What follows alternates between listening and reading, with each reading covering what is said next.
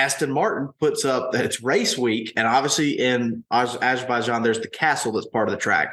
Well, their little illustration for its race week was an illustrated Fernando and Taylor Swift standing on the castle together.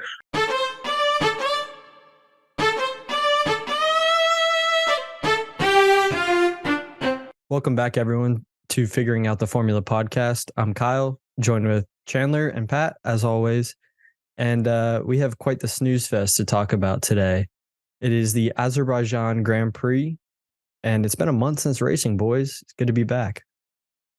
Definitely good to be back. It's a long break, which I don't think a lot of people are used to because the front of the calendar is usually so congested. Yeah, I mean, it was a month long, like I said, between the last Grand Prix and this Grand Prix. But you guys called this one straightforward. Last episode, we had you guys predict who's going to win this race. I was the oddball out because I wanted to be different because I didn't want to jinx him. But you guys picked Checo Perez to win this Grand Prix. And yeah, I guess I should have made it like College Game Day and done 3 in a row because thank you for your service. Yeah. Thank you for your service. Checo thanked you, if anything. Yeah. You should Venmo me some money or something for that, or a t-shirt at least, but whatever. But not just the race. I mean, he won the whole weekend. I mean, just speaking of the weekend, normally we set up our podcast in the format of the race weekend with practices, then qualifying, then the race. Well, this weekend, it's hard to do that because the entire race weekend was just fucked from the get-go. I mean, the format, it didn't make any sense. It was hard to understand for our new listeners and people who get into the sport because of Drive to Survive, where it's supposed to be easy to understand. It made no sense, the format of this week. Yeah, no, it's I'm all for trying new things. But it looks like we took a 2-ingredient dish and decided to make it 15 ingredients this week. Just we threw everything at once. And, had this weekend, like the race itself and the whole race weekend, everything had been like exciting and action packed, we'd probably be viewing a little differently. But in the grand scheme of things, I think that Baku really showed its true colors. And I know we'll get more into that a little bit more. Patrick, you were talking about that in our group text, but it's just a lot thrown at us and then not a lot of results delivered. So for those of you listening, this race weekend was a sprint race weekend. So what happens is there's a miniature race that goes on that used to determine the starting order of the actual Grand Prix race. Last year, the sprint racing, it was 2 practice sessions on Friday. And then on Saturday was a qualifying for it. And then it was followed by Saturday evening was the actual sprint race. The order of the finishing order of the sprint race determined the starting order for the Grand Prix on Sunday. Well, this year they changed the format. Pat, what was the format this year? Or so this year it was one practice session. Then you had qualifying on Friday for the actual race.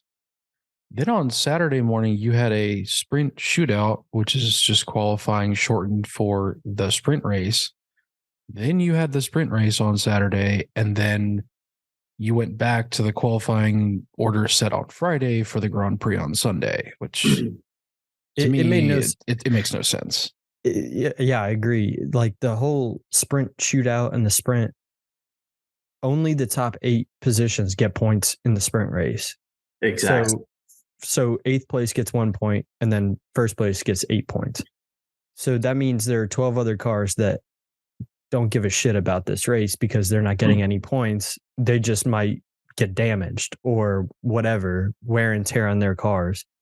But the sprint shootout was a separate qualifying effort for the sprint race that didn't really matter. Yes.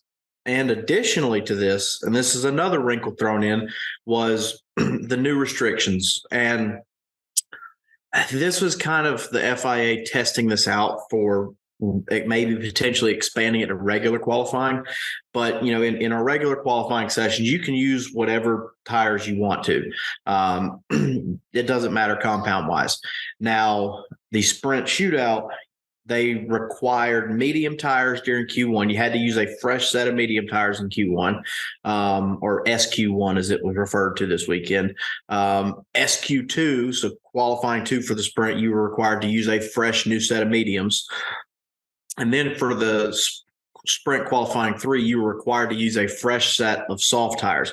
And we'll get into it more when we just discuss like the weekend and the kind of the happenings of the events. But this was a new wrinkle in the plan of like, we're going to talk about tire management a lot. We've probably talked about it in multiple episodes times before, but this is just yet another layer of restrictions and strategy that goes into it, which is not a terrible thing. And I get this is trying out, but you don't need to pack this all into one weekend. Because at the end, we saw a couple of cases where, it really kind of not backfired. It backfired on the FIA, if anything. So, I mean, the whole format and just honestly, the idea of a sprint race weekend is just like, it's just another level of stupidity. Like, it just completely devalues the race on Sunday to me, because it's like, why are we having an extra half race where, oh yeah, it's more racing and that's good, but it's like, why not just make the actual races longer or something like that? I agree with your statement for this setup of the sprint race weekend. But last year, when it was the practice sessions and then it was the qualifying for the sprint lineup, and then where you finish in the sprint lineup lets you line up in your racing order for Sunday, it was a huge deal, because even if you weren't in the top 8 points, places 9 through 20, they were still racing very hard, because some of those teams don't stand a chance of getting out of Q1. But now they can get up to 15 or higher in position. Now, I agree with what you're saying with this setup, because it didn't mean shit. So I get what you're saying with that. But if they went back to last year's setup, then I disagree. So I understand it from like the backmarkers perspective, which that's definitely valid, of trying to get those extra places for them. But I mean, I feel like the only sprint race that was actually even entertaining was Brazil last year. And most of the time, the top teams are so conservative with it that they just are kind of hoping for a little driver parade. So let me interrupt. Do you think, you're talking about Brazil, that was a great sprint race? Like it definitely captured the attention of the fans of F1 and those who maybe just tuned in just for shits and gigs. That way they tuned in on Sunday because the racing was so great on Saturday. Do you think it's just because of the track? Like, we'll get into this in a little bit, but like, do you think Baku is just not a good track for a sprint race, or? Yeah, I mean, I definitely think Baku is just not a good place for it in the first place.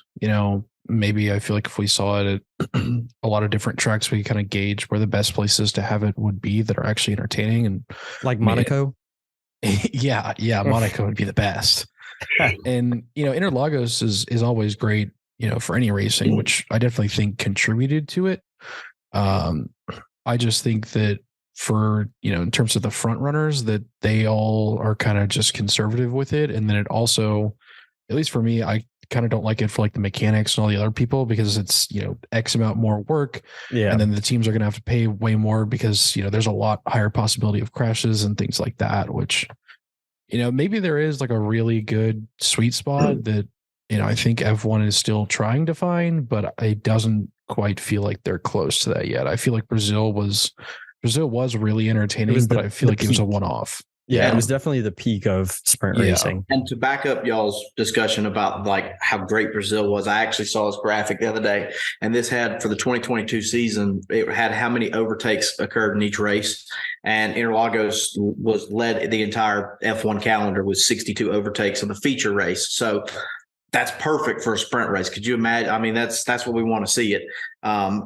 We look at Baku, and last year Baku had about 22 overtakes. Now, I'm not sure. In the feature race. In the feature race, yes. So you're having a third of the overtakes in the feature race. Now you're going to shorten, you're basically cutting the the sprint race is essentially like a third of the full race. So, we're cutting that in third again. You're only expecting probably 6-7 overtakes at the most in a sprint race at Baku.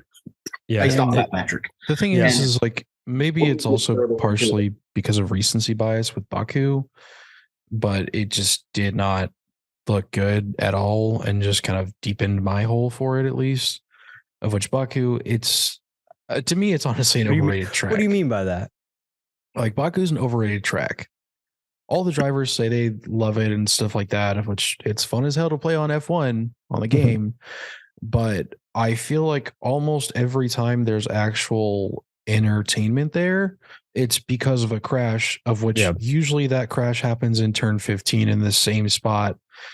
And that's really the only kind of game changer you honestly ever get there. Like, you don't really see any crazy racecraft or anything like that being exhibited because it's so tight and straight and it's just a lot of square corners. Yeah. And not to mention the cars have changed from last year a little bit too. Everybody's coming in the regulations, and I'll dive a lot more into the full stat of it. But just to give you an example, like Bahrain had last year had 58 overtakes and this year had 37. So we're seeing a lot more early on in these first three races, not counting this weekend that would just happen. We're seeing more of a parade that's kind of happening, and that just doesn't bode well for a sprint at a circuit like Baku. Yeah, for sure. Before we get into the actual sprint racing and the qualifying and all that, so we had, like I said, we had a month-long break. Is there anything that caught your eye on Reddit, on Google, YouTube, anything like that? Any kind of drama? The only main kind of drama, well, there's two big pieces of drama. I'll let Chandler talk about the other one. Okay. The first one was that there were a lot of rumors starting to spread around that AlphaTauri was going to get sold and potentially moved away from their base in Milan, where they've been for God knows how many years, of which there was a lot of back and forth about it. And, eventually a lot of people could see it happening. People were speculating about if it's actually like a big cost efficiency for Red Bull or not. What does Red Bull have to do with AlphaTauri? So Red Bull, I think, technically owns AlphaTauri. AlphaTauri, the name is actually just one of their fashion brands. And normally they try to use AlphaTauri as kind of like a feeder team for them, or like a B team, a sister team, whatever you want to call it. And so like that's where like Sebastian Vettel started. That's where Carlos Sainz started. Max, you can go down probably half the grid, and they would have started out.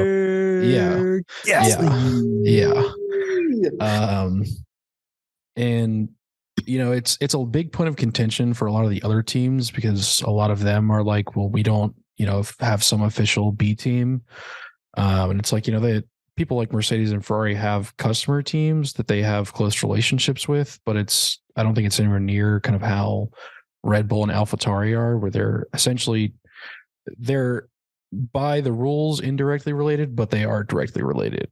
And there was a big point of contention, because it's like, if they actually do get sold, what's going to happen to all these people that have been working for them for years and live in Milan and everything like that? Are they going to move the team or something like that? But, it's all just kind of rumors, and it's like that stuff like that doesn't happen, overnight. Yeah, for sure. That was a crazy rumor. When I heard that they were offering $800 million for it, but there wasn't a specific person or organization that this offer came from. So it's kind of like, is this real? I mean, it's just the F1 rumor mill. And it is, but it's pretty crazy because, a handful of years ago, less than 10 years ago, you had Williams struggling to, boil water because they couldn't afford anything.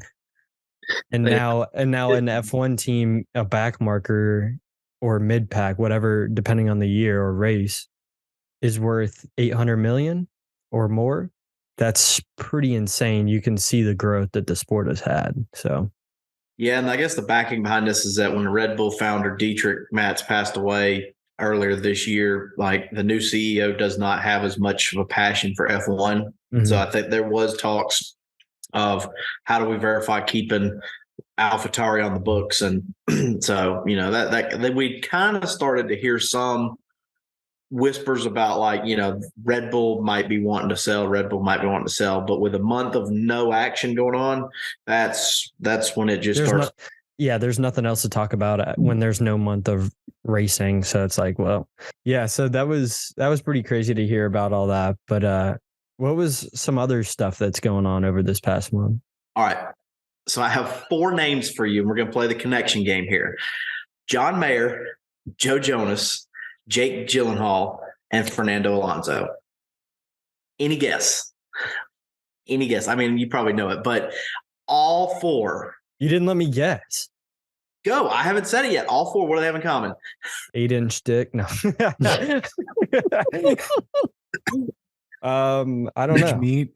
I don't know what. All 4 have had rumored relationship with the Taylor Swift, the queen of the music world right now. So with this month, I don't know where this got started, how it got started, if there is any substantive like evidence behind this, but rumors on social media that Taylor Swift and Fernando Alonso are supposedly a thing. And, we've had people like ask Fernando, and we got to Azerbaijan this week, and first red flag or green flag, whatever you want to call it, is that Aston Martin puts up that it's race week, and obviously in Azerbaijan there's the castle that's part of the track. Well, their little illustration for its race week was an illustrated Fernando and Taylor Swift standing on the castle together with like Lance like being third wheel, like off of the side.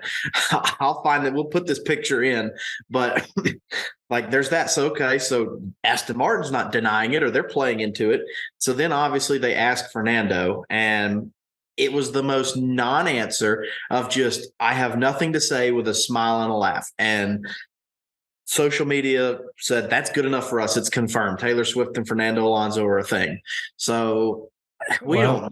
But I will say that, obviously that's a big deal with a big, 2 massive names in the world of pop culture. And then it feeds into this week. So if you watch this week, or if you go back and watch, man, the Taylor Swift song references you hear every time someone like Fernando is mentioned.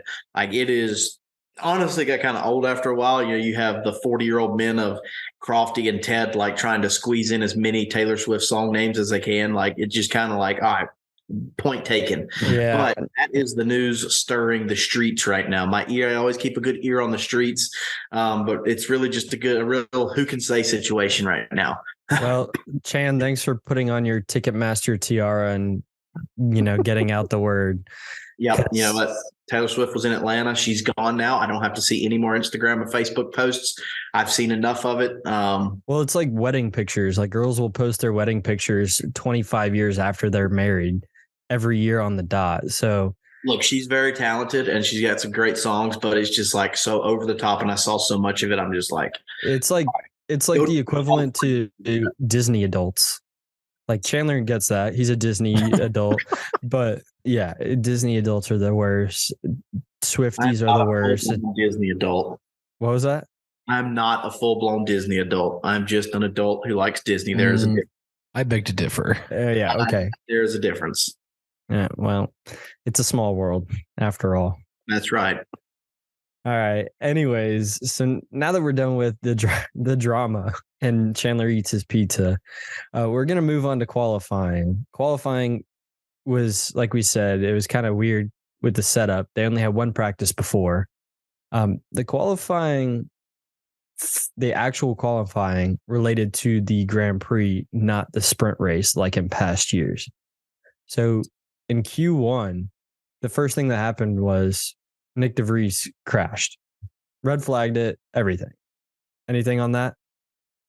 I just have to say, I think his stay in F1 is going to be kind of short-lived. I was very high on all the rookies going into this year. Nick DeVries has been very underwhelming to me. I mean, just lost it, right? I mean, I think it was lost a rear on it, but Like, the only thing I got to say about DeVries is, I mean, I just don't like him. Like, he's a punchable face. and him not racing, and just not having to hear about him for another, hours, it was pretty great. So my thing is, if you think about it, every rookie has a veteran to accompany him. But if you look, Oscar Piastri's veteran is Lando Norris, who's gotten a podium before. Then you have Logan Sargent, who has Alex Albon, who has also been on a podium before. You look at Nick DeVries, and he has Yuki, who gets pissed off if a butterfly lands on his foot. You know what I mean? To get in the car. So, yes, I agree. He has not been up to par, but at the same time, he doesn't have a mentor, from what I can tell in the public eye. Obviously, I'm not hanging out in Pat's paddock in the AlphaTauri garage, but it's still, yes, it's him driving, but I don't think there's a lot of expectations. It's a big difference. I don't think there's a lot of expectations for him. Like, I think AlphaTauri knows, like, Yuki is still figuring his thing out, of which I feel like Yuki's kind of more on a hot seat than DeVries is, just from a standpoint of needing to just grow the fuck up and be like an F1 racing adult. It's not like he's 16 years old anymore or something like that. And I don't think there's high expectations for DeVries. I think as long as he's not crashing a ton this year, then he'll be fine and stay in F1 for at least another year. But I don't think there's any expectation on it. I mean, there's none for me. I don't expect him to like win a race or something like that. No. Like, the AlphaTauri is not good this year, and everyone knows he can race. Like, he's doing Formula E and all that, but I mean, he's been very competitive in everything he's raced in. But like you said, this year AlphaTauri is not up to par. They are the back markers. Like, they're just not there. But then you take their lack of pace, and then you have a lack of competency with the other drivers. It's setting yourself up for failure, setting your organization up for failure. Mm-hmm. And if they don't get it right, they might be selling for $800 million. You know what I mean? Yeah. And that's, I mean, let's be honest. If Williams could finish all the laps of a race, then they would have a lot of points. They'd probably be fighting McLaren. Is like far and clear to the lowest on the totem pole. And it's like, again, we talk about the rumors of selling. I mean, like, how long can it be financially? Like, if, we talk about that mentor. Like, I honestly think when Pierre left, they put Yuki. Yuki's now the lead guy, but it's kind of like, all right, we are pushing you off the edge, and you're either going to fly or you're going to fall. Yeah, I mean, it's trial by fire. Like, it's the biggest trial by fire out there, and which is sad because he doesn't deserve that. Right. Yeah. I mean, he's a rookie. He does not deserve it. Sucks. Like, it's supposed to be like a junior team with some form of guidance, but it doesn't really feel like there is. And I'm pretty sure, if I remember correctly, Franz Tost, like, this season or his last season is his last season as team principal. And the other thing, going back to kind of the rumor mill, is that, how long would Red Bull actually want to keep that if it's not somewhere where they can just throw a future world talent in there? Like, they used to have Carlos Sainz, Sebastian Vettel, Daniel Ricciardo, Max, like Pierre, all going through there. And then in recent couple of years, it kind of feels like it's kind of slowed down with, the people that they're able to get through there. And, Yuki has a lot of potential, but, potential doesn't always get realized. And so I definitely think that, this season and probably next season are going to be pretty pivotal for that team, just to kind of see, if they're actually remotely competitive and Red Bull, wants to keep them as an investment tool or whatever. Or if it's just somewhere where it's just filling a seat, Yeah. I honestly, with the new management of the company, I don't see them hanging on to them much longer. I think once F1 hits its peak viewership, they're gone. But I could be wrong. But I mean, so you had DeVries crash, an AlphaTauri driver, and then you had a former AlphaTauri driver, Pierre Gasly, crash, also in Q1, leading to a red flag. I think there was like 5 minutes left whenever Pierre crashed, which always screws up the entire order of who needs to do a flying lap, that kind of thing. There could have been a lot more drama, but with these crashes, it kind of ruined all that. Yeah. And I mean, that's, like I said before, the main entertainment, but it's like you don't need that in qualifying. You need that in the race. And do you think that both these crashes were because they only had one practice session before and they had a month off before this actual race weekend? Yeah, I definitely think so, especially because, it's not easy to just get an F1 car and just drive. Like, it takes time to actually get used to going around the track, and they don't always, start out going on full flying laps and everything like that. And it's like you can do all the sim work you want in the world, but it's a whole different thing coming back and getting in the actual car. And, with De Vries, who I don't think he's ever raced here. I don't think Formula E races in Baku. No, they don't. They don't. It's like a whole new track for him, of which those last couple of corners do get tricky because, they start to get downhill and actually have the only elevation changes. And then, Pierre, it's just, like we've talked about in previous episodes, mistakes happen. And, if you're cold, you're cold.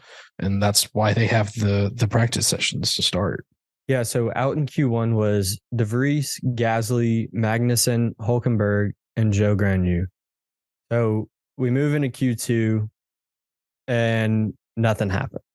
There was no crashes, nothing like that. No real excitement on that, honestly. Like, it's just, that was probably the most like forgettable 12 minutes. Well, it was on any other race weekend would be the most forgettable 12 minutes of the race weekend, but not this week. But yeah, there was a lot to forget this weekend, but out in Q2 was Logan Sargent, Bottas, Albon, Ocon, and Russell. So like we said, nothing happened in Q2. We move into Q3. That's the top 10, trying to get the top 10 positions, that kind of thing. So in Q3, we have Leclerc and Verstappen, as well as Lance Stroll and Oscar Piastri, have the same exact lap times. Which is, again, this is the third time this season it's happened. I've never seen it before this season and we've had it 3 times in 4 races, which is just nuts to me. And when we say the exact same time, I mean, the FIA goes up to thousandths of a second. Yeah. So 4 decimal places, they get it exactly even. That happened twice in Q3. So the first time was Leclerc and Verstappen. And it was it Leclerc or Verstappen who did it first? Leclerc did it first. So Leclerc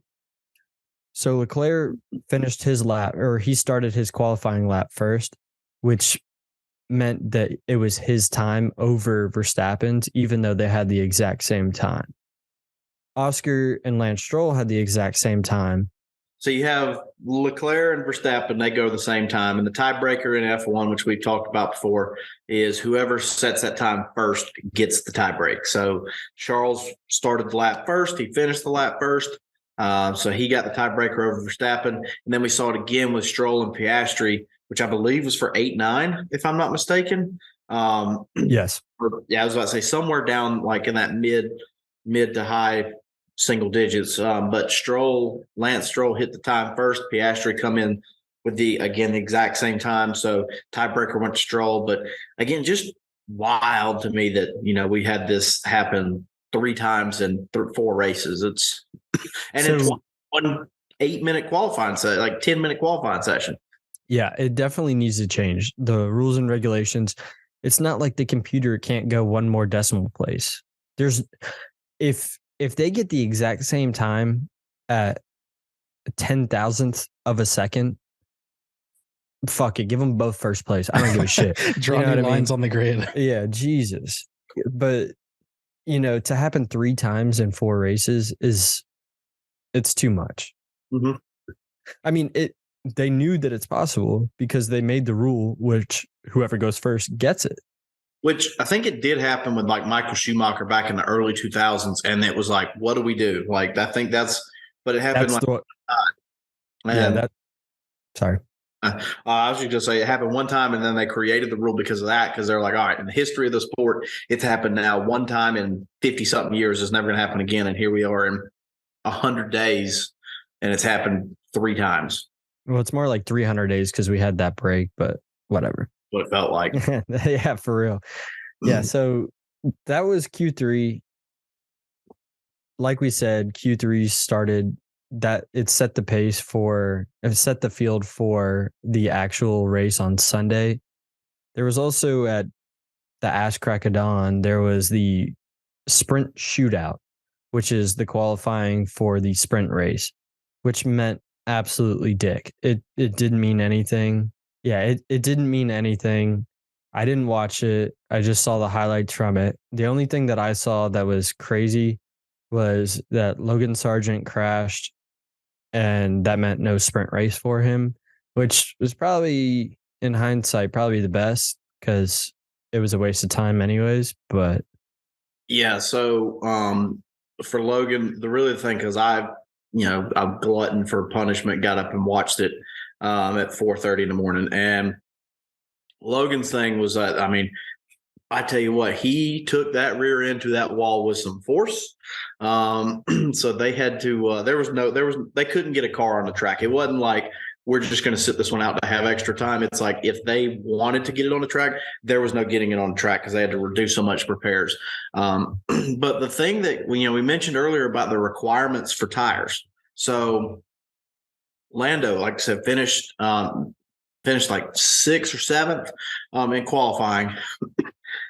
In order to get that last jump of a time, he took a gamble, and that gamble is that he used his last fresh set of softs in qualifying. So he did not have a fresh set anymore. So therefore, what it meant looking forward to the sprint shootout was that if he made it to qualifying to SQ3, he didn't have a fresh set of tires. He couldn't run, and he would just have to accept P10,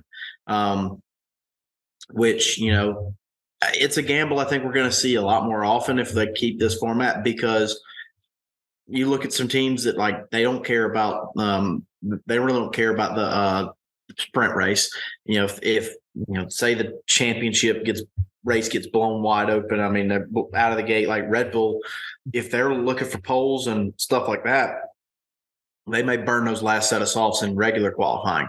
Yeah. And so what was interesting to see, and this is a little bit of a strategy, in my opinion, a little bit of a blunder by McLaren. I say a little bit because I've seen so much this year, I'm numb to it all. But in sprint qualifying 2, both Oscar and Lando have a chance to get to the qualifying 3. Now, Oscar has a fresh set of softs, and we know this going into Baku. We're not going to use softs during the race unless we have like that 2-lap shootout that we had a couple of years ago. But we're not going to use softs during the race. So Oscar Oscar's got a chance. If he gets Q3, can make something happen. Lando knows that if I make it to SQ3, I got to sit out and take 10. For some reason, McLaren decides that, hey, Oscar, you're going to go first, and you're going to give Lando a tow. So sure enough, Lando gets into Q3, SQ3 with like a time that's good enough to get him like 6th or 7th, maybe even 5th. I'm not sure. But because he didn't have any softs, guess what? He gets to Q3 and he's sitting in the garage just, all right, well, I'm out of it. And so is Oscar, because Oscar had to give Lando a tow. Yeah. Makes no sense. Stupid. Like, just McLaren just pisses me off new ways each week. Yeah. They're learning from Ferrari. But yeah, my thing is it was such a waste of time. Literally, because like we said, only the top 8 in the sprint race get points. So why even burn your tires? Why even go out there when it means nothing, because you already did qualifying for the Grand Prix? But you have to, or else you'll get a penalty. But why not go out there, run a race, and then retire your car, or run a lap and then retire your car? Yeah, but I don't know. Before we move into the actual sprint race of this weekend, how about we stop by Pat's paddock? He's got some important things to talk about before we get into that. Pat? All right. So welcome back to Pat's paddock, everyone. So this week, we're going to talk a little bit more about tire compounds. So just as a little history lesson, so throughout a race, there's a rule that drivers have to use 2 compounds of tires throughout a race. This was implemented so that they could force drivers to actually make a pit stop before the end of the race, as F1 had banned refueling after the 2009 season. This is because refueling was just inherently dangerous. There's a ton of incidents that you can find on YouTube where, a driver starts to drive off and it's not disconnected, and then the fuel line would explode and cause a fire in the pit lane. Even Max Verstappen's dad had a fire. Yeah, I mean, there's some really bad ones where it just looks like an explosion in the pit lane. So due to those dangers, F1 was like, all right, we need to change. And after the 2009 season, they required that cars can go the full length of a race on a single tank of gas.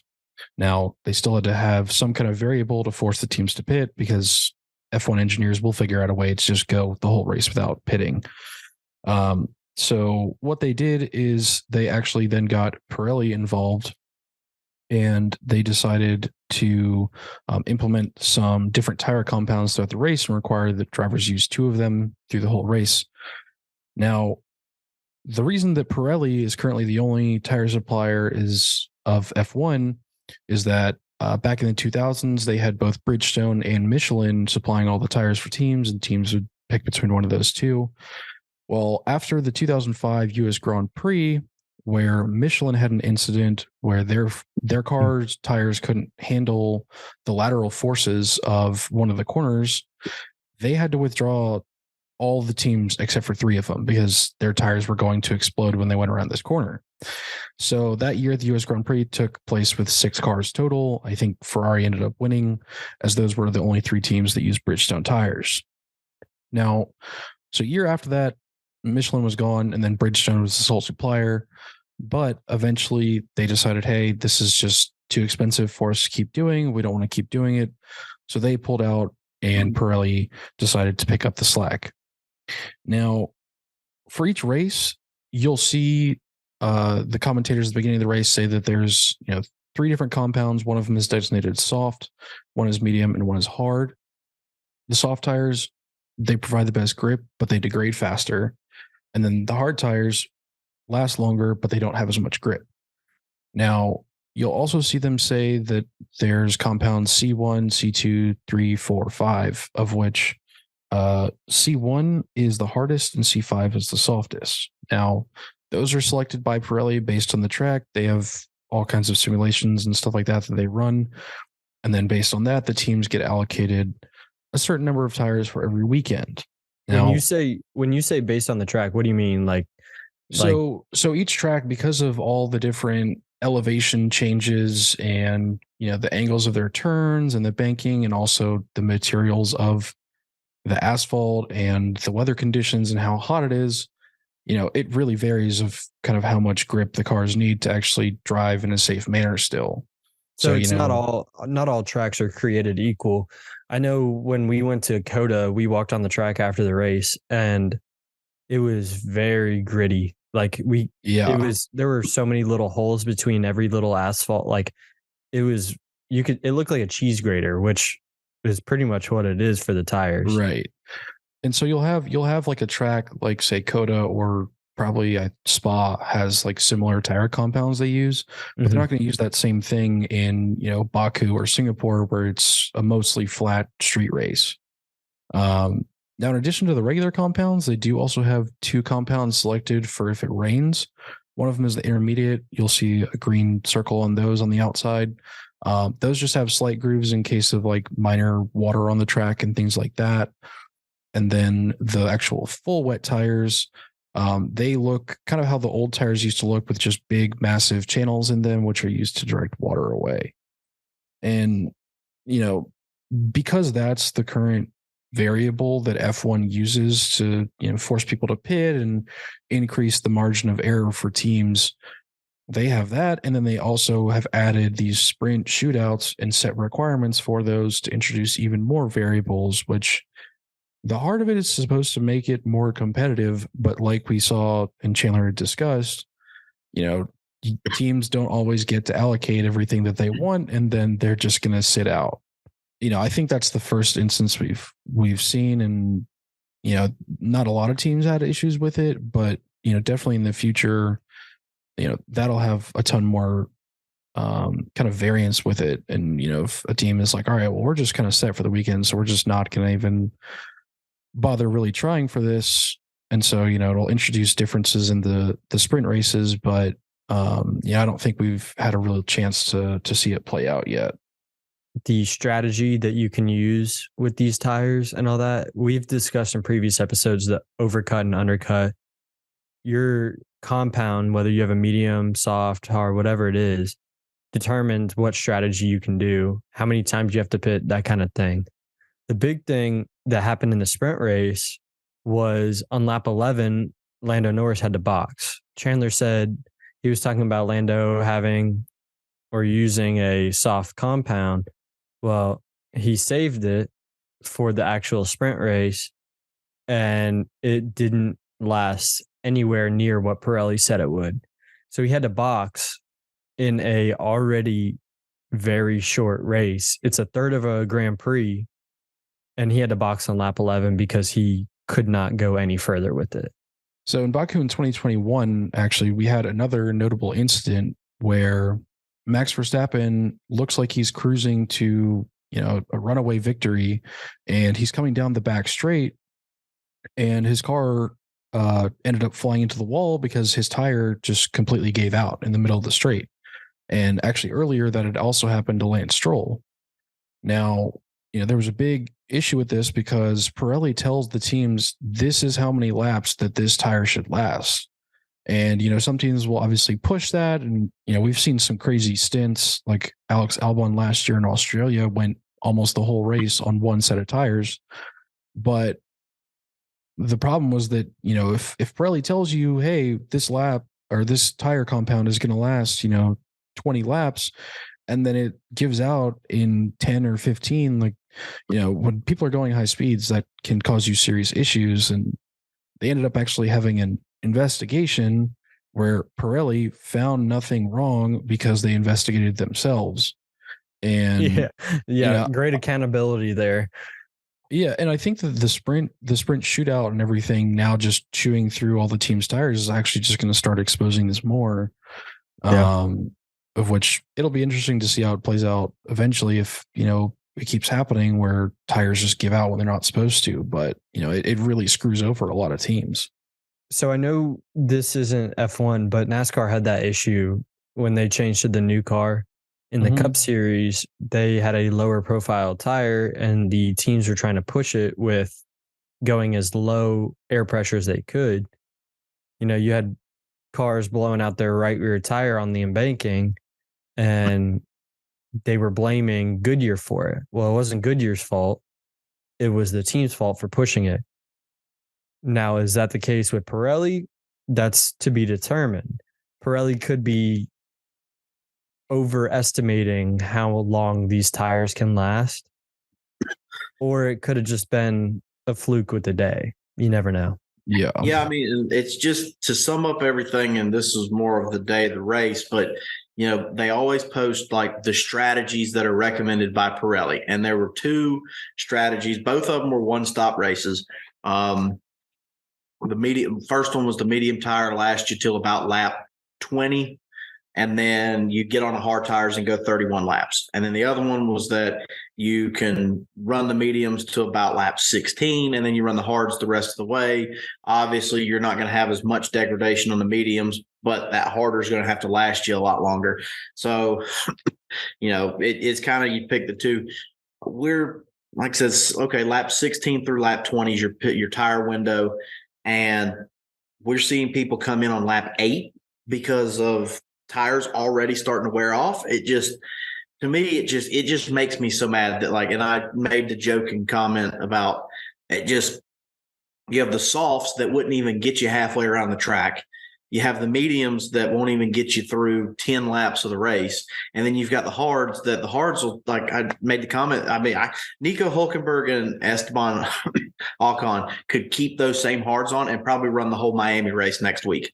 Yeah, so I hear what you're saying. The good thing is for the drivers during the sprint race is that on lap 2, they got to change tires for free, basically, because Yuki Tsunoda decided to have his wheel and tire come off. It led to a virtual safety car, which in turn led to a actual safety car, a full safety car. Yeah, I mean, Yuki just crashed. Like, that's what happens almost every time going into turn 15 in Baku. I think last year we had like 5 or 6 drivers throughout the weekend hit the exact same spot on the barriers, which, helps other teams and gives them, a big chance to switch out tires and things like that and get in the safety car, which here we had, that was honestly the only entertainment almost. But, that ended up happening to Yuki during the sprint. We also saw, of which I don't know if you guys had seen it, George Russell decided to punt his car into Max Verstappen going around turn 2. And Max was, I found this pretty funny because Max was irate. He literally waited for George to get out of his car to get in his face and call him a dickhead and all this stuff. But the thing, and I don't know if you guys have any input on it, but it's like, Max, you were literally doing this like 2 years ago. Like, this was you. And I think it's a tale as old as time of, someone driving like that. And I think it's George Russell's turn. And he's actually really bad about it because he also just drives straight into people. It's not even close to any debate. It's between him and Carlos Sainz, who's like, who should I ride into today? who deserves to take a break after 3 laps? Because I feel like passing these people. I'm going to pretend like I have fenders on my car because I'm just going to run right into them. So, some are saying that George Russell is the new Lance Stroll of when it comes to dive bombing. I mean, just hard nose dives. I mean, now that Lance is a decent driver with a good car, Lance is a decent car behind him. I mean, it's one of those things where like somebody made a comment about it, and I think that it has some weight to it. Is like at the end of the day, they're both Max and George are kind of both right because you have George who's sitting there saying like, ever since we've been in karting, if you have like the position on the inside at the apex of the corner, it's your position. I agree with that. From a Max side of argument is that I also agree that you are on cold, fresh tires that are not warmed up yet. So you should have the wherewithal to know that the car is going to not handle as tightly as it should. And got to be a little more cognizant of that. Hence, that's honestly probably why Max went around the outside as wide as he did, because he knew that these cold tires are. So I think they're both right. Now, I agree, but at the same time, Baku is a street circuit, so there's a lot less room than normal. There's no runoff. It's just the wall. So for George to act like Max could just go over the curb and then into a runoff is insane. Because if he did that, he loses 7 places minimum if he goes into the runoff. I think that they're both right to an extent. However, Max is probably 65% right of the winner of this argument. Like, I agree, but Max did actually sustain some damage to his side pod. There's a historical accurate picture. I'll put it up on the screen now, where George Russell is actually holding the Red Bull side pod together. So thank you, George, for your service. I appreciate it. A lot of Red Bull fans definitely appreciate you doing that as well. Some kids look forward to the Tooth Fairy. Some kids look forward to the Easter Bunny. The F1 world looks forward to Princess George, as he was referred to. I don't remember which one of them it was, but there's a photo of one of the Red Bull mechanics holding up the side pod, and it's literally bigger than his head, like the hole that was put into it. And Max still finished third. Yeah, that's just nuts. That's crazy. But then where he got up in his face, and like honestly, like George, I don't know if George was playing the act of naive or if he was legitimately naive, was just, I thought he was coming up for a chat, like all that stuff. And he looked like Fernando talking to Taylor. Yeah. But it's like, and then Max made the comment, it was like, okay, expect the same thing next time around, dickhead. Like, he said that, and it was like because I didn't think, like, somebody put that like quote there, and I was like, there's no way Max said dickhead. And then I look at it, and it's like, oh my God. Okay, you said it. He said it. And it is like, I was like, and then, the karma of it all is that, George is up there defining and defending his stance, all that stuff. And where's he? He's all the way in the back, like the next day during the race. But yep, absolutely. So to finish off the sprint race, we had the podium was, like you said, Max finished in third, Max Verstappen finished in third, Charles Leclerc finished in second, and then Sergio Checo Perez, baby, finished on podium. Baby. King of the streets. King of the streets. He finished in first. Yeah, so that was the sprint race. Like we said, it was kind of confusing with the format and all that, but Checo got the dub, which meant nothing for the race. He just got 8 extra points. That was it. So that's good for him. We move into the race part of the weekend, and it was the worst fucking race I've ever seen. It was so boring. This is the Azerbaijan Grand Prix personified. It is a picture of my brother and the dog just snoozing, and they weren't the only ones. Pat? No, I went to bed at lap 30. I was done. And for all you listening, the race started at 7:00 a.m. here in the United States on the East Coast. So lap 30, we're talking like 8:30, 8:30 maybe. Yeah, and like I get it starting early. Like, can't have every race start at 9, 10, or for like next week 3 p.m. Let's go. But I mean, there was nothing going on, and like I was saying before, the only entertainment at this track, which I've always thought it's an overrated track, comes from crashes, and there really weren't even any.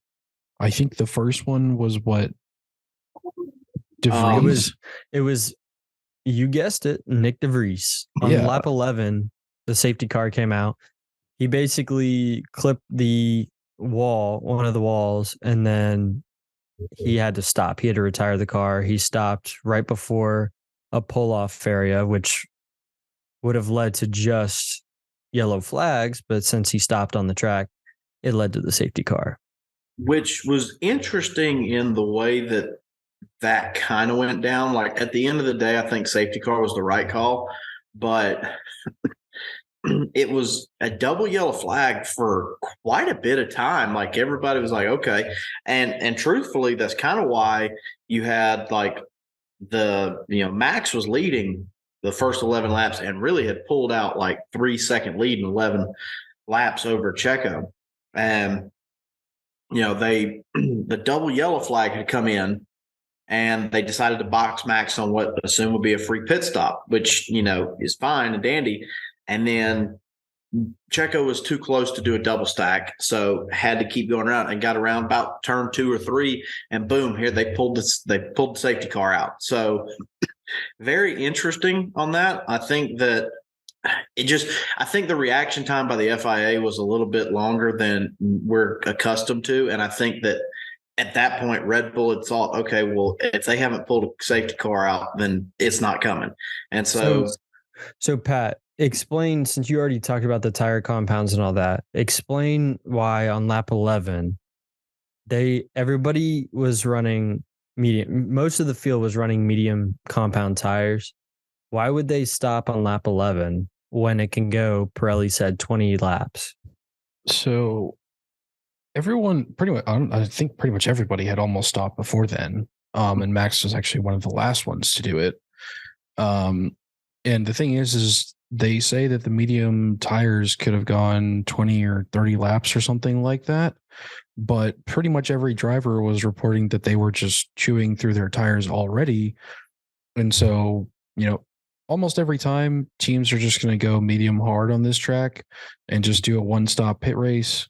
And usually it does go until like lap 30 or so before they'll actually change, and they'll try to push it. But the compounds that Pirelli was using for this race just got chewed straight through. And so pretty much everyone was like, all right, let's just go ahead and pit now and just, see if we can stick it out longer than everyone else.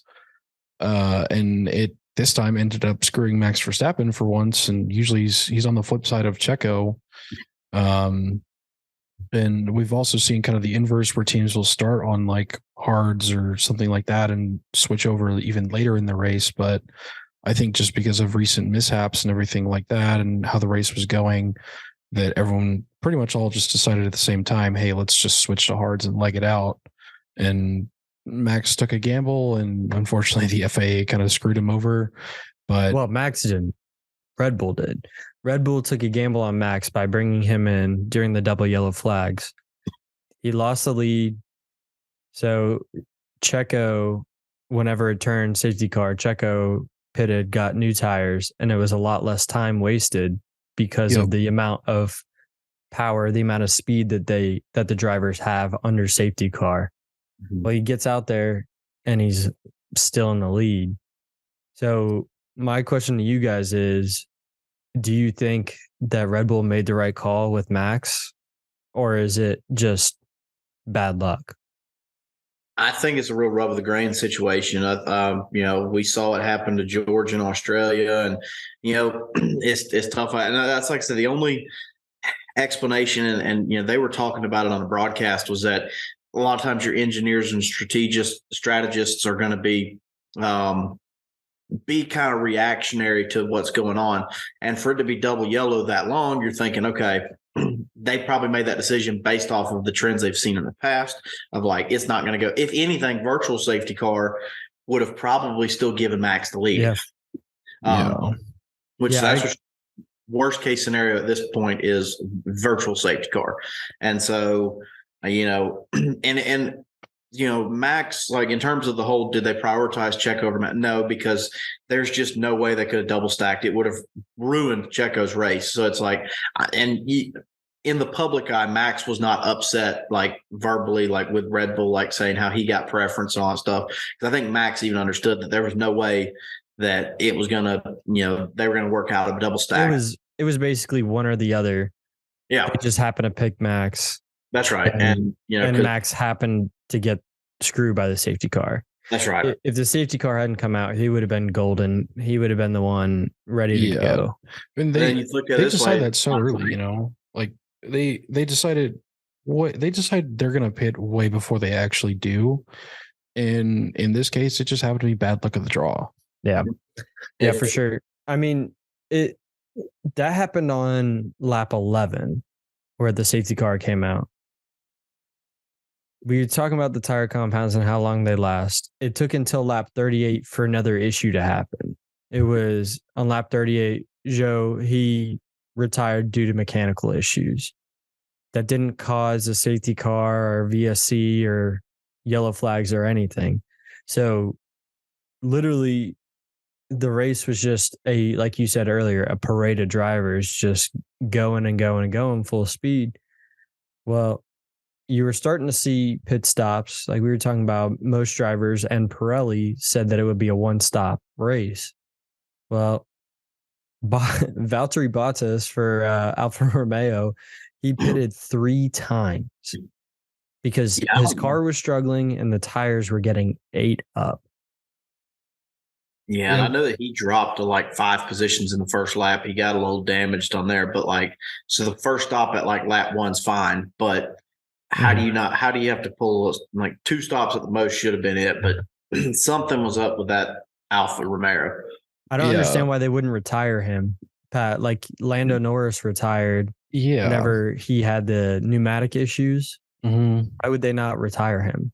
Well, I think the thing for Alpha right now, and of which that whole issue, I mean, that's having to pit that many times. That's not going to be down to like Pirelli or someone like that. Like that's up to your car setup.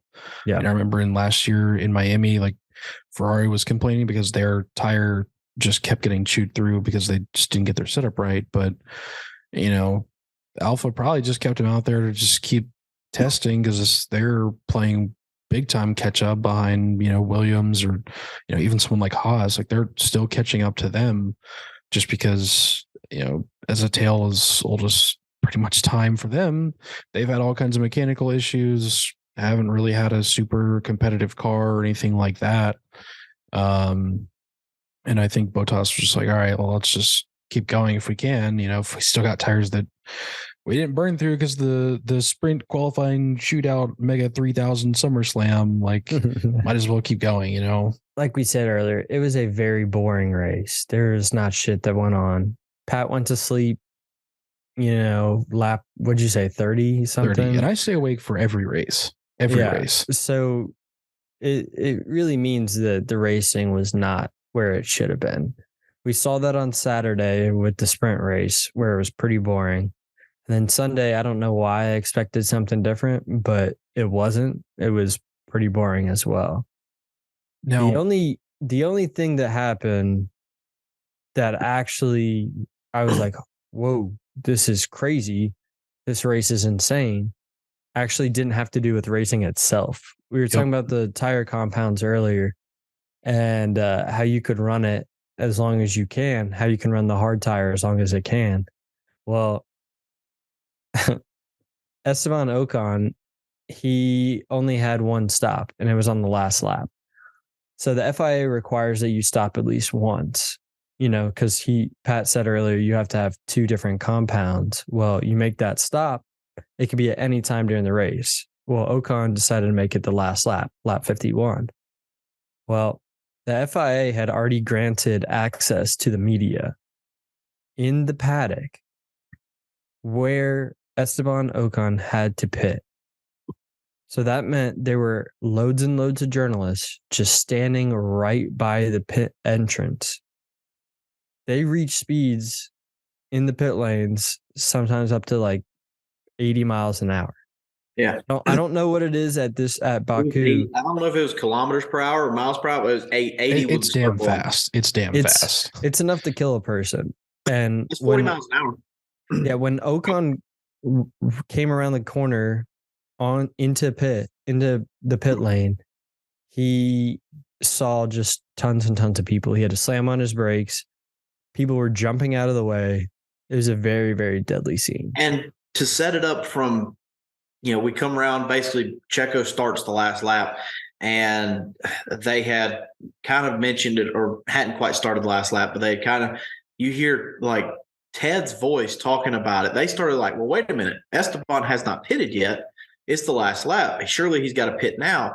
And Ted had a little bit of like uncertainty and like panic in his voice of like, well, can he pit on the last lap? Now that the last lap's been started, it's like, they're setting up. They've already got the barriers out for Parc Ferme, which Parc Ferme is where they set up like the 1, 2, 3 for the cars. And he's like, they've already set up, but there are people. Red Bull's engineers are already heading to the wall, which some people said, oh, well, Red Bull climbed over the wall. They didn't climb over it. They were just out at the fence. But and he's like and Ted's like panicking. He's like, I think pit lane is closed. Like, I don't know what's going to happen here. There are people everywhere. And then sure enough, Esteban comes in. And honestly, thank goodness that the pit lane setup at Baku, kind of you come in straight and then it's a left and then kind of to force you to slow down because you're coming out a long straightaway. Because by the time you come around, and I didn't see this on the TV broadcast because they were looking from like way down at turn 1 back. I just saw a bunch of people jumping out of the way. What you see on the Esteban's onboard is that they actually legit had a metal barrier fence already across pit lane, and they happened to snatch it out at the last second. And then people like saw that and started jumping. I mean, people were inches from getting just bowling ball killed. It's like it was in like the 50s or something where they used to wave the damn flag on the track. You would have thought Tony Stewart was out there or something. I mean, these people were dead. It was, I'm glad nothing happened. Yes. No one was injured. No one was hit. But the FIA, they released a blanket statement saying that they were investigating it, but nothing really. Here's the statement that they released today, basically after their investigation. Was that, the stewards heard from FIA representatives and determined that the relevant representatives took steps to set up the Parc Ferme area and permitted the media while the pit lane was still open. They like, we noted while it is not unusual for representatives to allow such persons into the pit lane just before the end of the race in the usual course of preparation for parc fermé and the podium ceremony. However, in this case, because there was one driver still left a pit, pit lane was still therefore open, and that FIA representative should have known this and taken actions for it. So they said that, they sat down, and this was acknowledged by the FIA team, and that they have all been communicated that this shouldn't happen again. So basically it was like, we investigated ourselves and we had to start talking with ourselves and make sure this won't happen again. So that's great and all, but it's one thing to have, a loose tire off a car bounce and hit a catch fence, or a marshal has to get out of the way because he kind of goes out onto the track. It's another to have a whole organization allow, 50 plus journalists at a pit lane with live cars going. That's it's unacceptable because the governing body of the FIA is letting them on there saying, y'all come on. And like, I guarantee there's so many people in cameras out there that I guarantee you that there was a non-zero amount of them that were like, well, wait a minute. Yeah. Still got pit. And just think of this.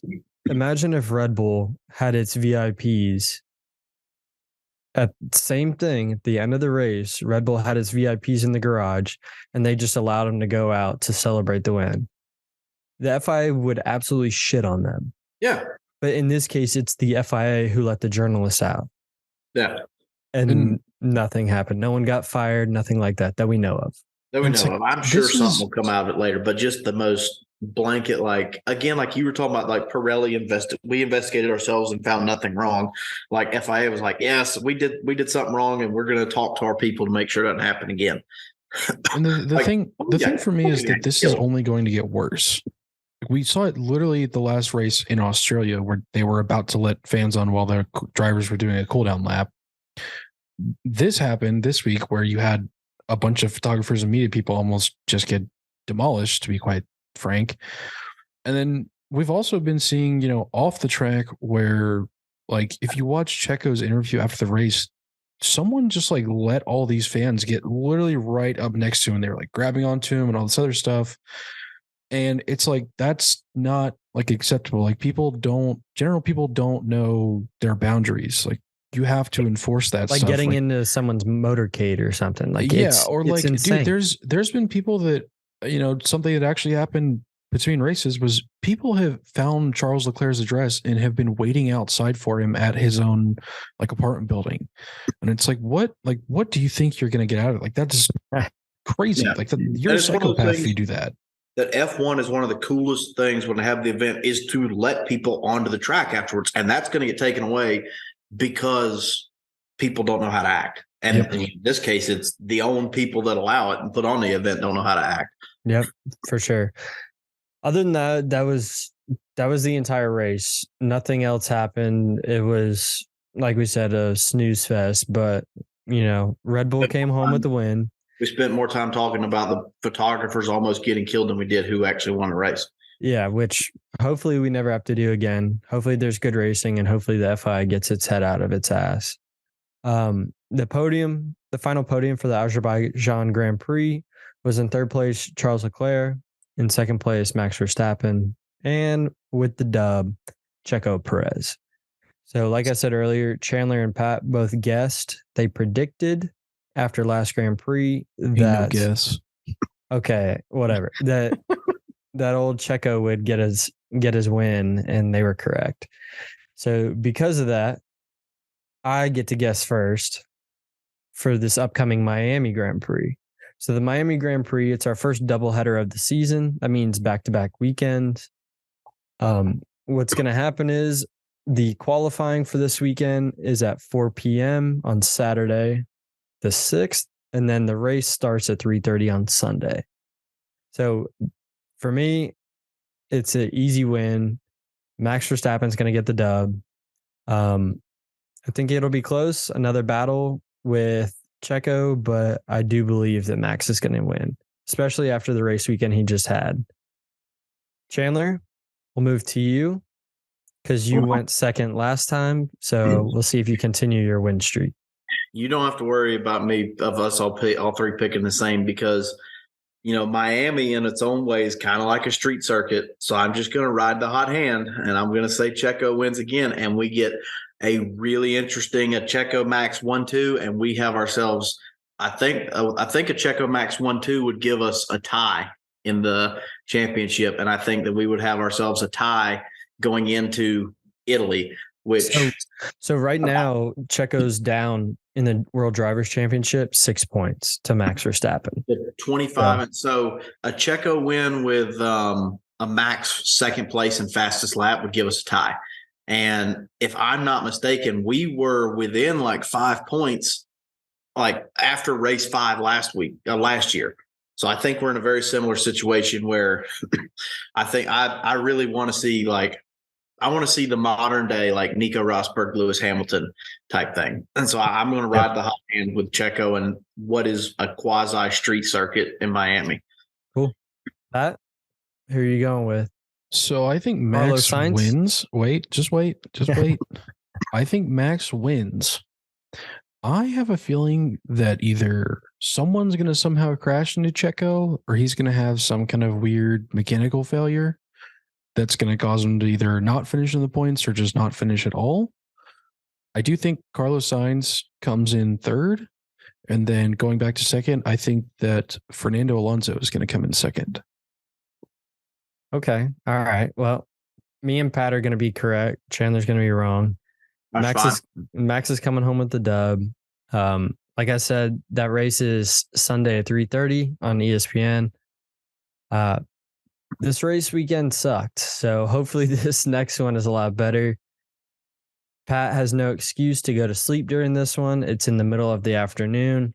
We look forward to hearing your guys' thoughts on this past weekend and your predictions for the Miami Grand Prix. Don't forget to like, comment, and subscribe at Figuring Out the Formula on YouTube, Spotify, Apple, anywhere you can get your podcasts.